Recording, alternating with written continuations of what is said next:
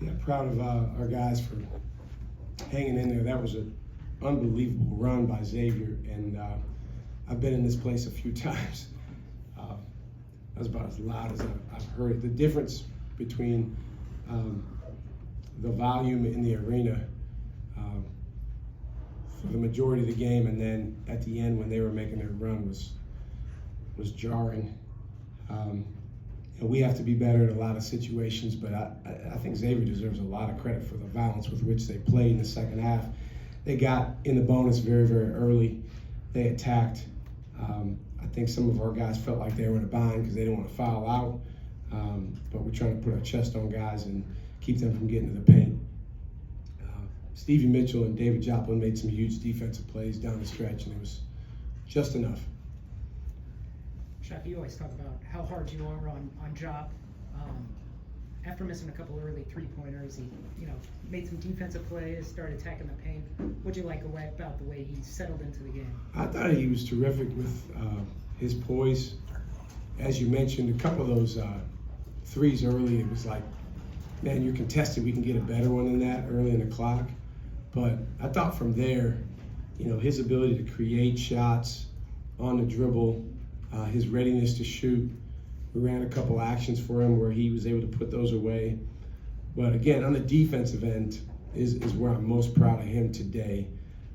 His commitment to his teammates and just a willingness to find a way. It wasn't perfect. I thought we guarded them really, really well for the majority of the game. But then, man, Swain, McKnight, those guys get to drive and foster.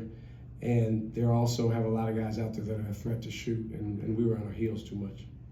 Chop also went over 1,000 points at Marquette. What's that mean to you? It means he scored a lot of points. I'm grateful for him. Anytime you have someone that's scored over 1,000 points at the same school, that you're just grateful that he's been around that long, and that we got 2/3 of our season left with him.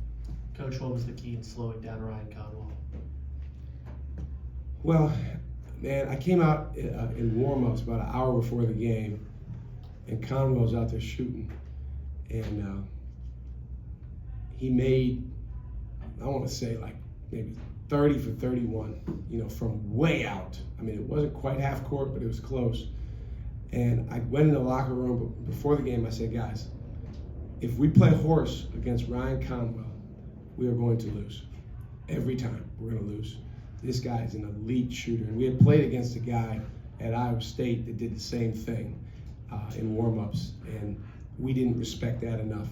So I thought today there was a very good level of respect for who Conwell is as a player.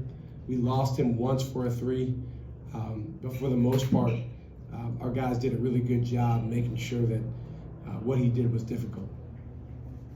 It wasn't Cam's usual efficient shooting night, but what did you think about him, his confidence making those clutch plays down the stretch? B- for him. I'm hard on him. There's nobody I'd rather have in the country. I wouldn't trade anyone for Cam Jones, but he can be better. He can be more efficient. He has to understand that if he doesn't have an angle, he's got to get to 2 feet. He's got to be strong with the ball, and teams are going to converge. He had a lot of assists today, but I thought he could have had even more sometimes when he got in there. And then, man, that turnover that they forced on his drive, the play of the game for us was David Joplin, I think, had a block on that ensuing possession for Xavier. So when your teammates have your back as a player, that's huge. David Joplin, Stevie Mitchell, those guys, intensity on the defensive end was huge. Cam can and will be more efficient. Chase Ross can and will be much, much better than he was today. But it's nice to be able to get out of here with a win with neither one of those guys necessarily playing their best. And Shaka, on that very last play, when Conwell was driving down the court and Chase is right there, what's going through your mind, and how did you think he played that drive past midcourt? Well, I'll say this. I think in sports, those kind of plays, it comes down to what color you're wearing, and which side you're on and which perspective you have.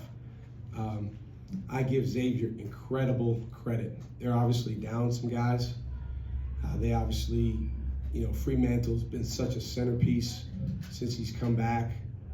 Really, anytime he's been playing and healthy in a Xavier uniform, he's been a centerpiece for them. Unfortunately, he's had multiple injuries that have taken him out for long stretches of time. And the way that these guys fought was phenomenal, and it got us on our heels. It really took us out of the things we were trying to do. So for the game to come down to, that play at the end is certainly unfortunate. But what I tell our guys is we're going to control the controllables, and it doesn't change regardless of the results out there. What's it say about the depth of your team that when Cam's, not his usual efficient self and Chase is in foul trouble, that you guys found a way to win? Yeah, Damaris Owens, Royce Parham, Zayd Lowry, Trey Norman, those guys gave us really quality depth tonight. And it wasn't like they were just in there because the other guys needed a break. I thought they impacted the game in a major way. Trey Norman is really growing up from a defensive standpoint. I mean, his sturdiness, his readiness, his ability to stay ahead of the play on defense is something that's really impressing me, and that's going to get him out there more and more. Good. Thank you, guys. Thanks, Coach. Happy holidays.